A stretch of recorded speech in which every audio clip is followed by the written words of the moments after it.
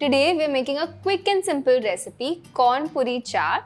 So during summer vacations when you're out and about with your friends, it's super simple to whip up and serve to kids. Let's see how it's made. When I was in school during summer vacations, all of us kids used to gather in the veranda and make super simple recipes by combining ingredients that were easily available in the house. This recipe has been carried on from then, and let me show you how to make it today.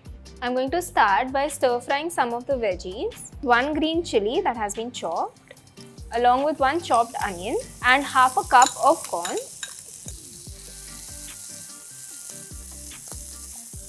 Adding a little salt to taste. I'm just going to cook this till the onions soften. Once the onions soften, I'm going to add in chopped tomatoes and 1 chopped capsicum. I'm going to cook the veggies till most of the moisture is gone. I want the veggies to look nice and vibrant, but I don't want any moisture in them.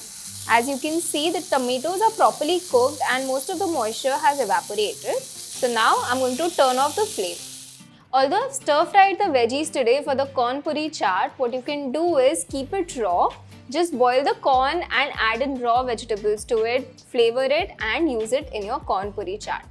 Another thing that you can do is put all of the ingredients in a bowl and stick it in the microwave for about 2 minutes. This will cook the veggies and soften them, and you won't even have to use the flame in that case, which will make it super kid friendly. Now I'm going to let the filling cool completely and then flavor it. Now off to cool this in the fridge. Till the filling cools, let's prepare our puris. Using your finger, make a small hole in the center.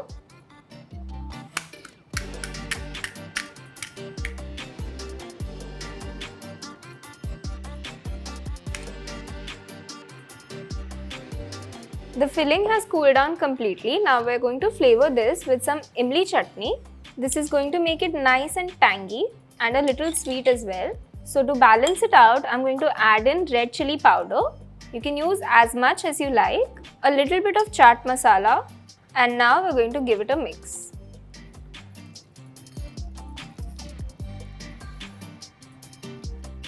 Let's assemble our corn puri chaat now.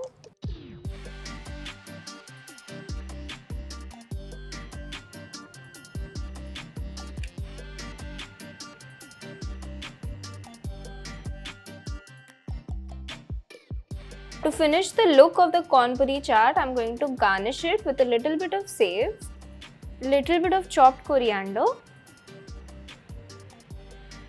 I'll top it off with some raw mango.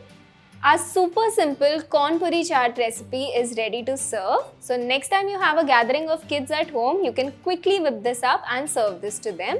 Let me know when you try this recipe out. I'll see you next time.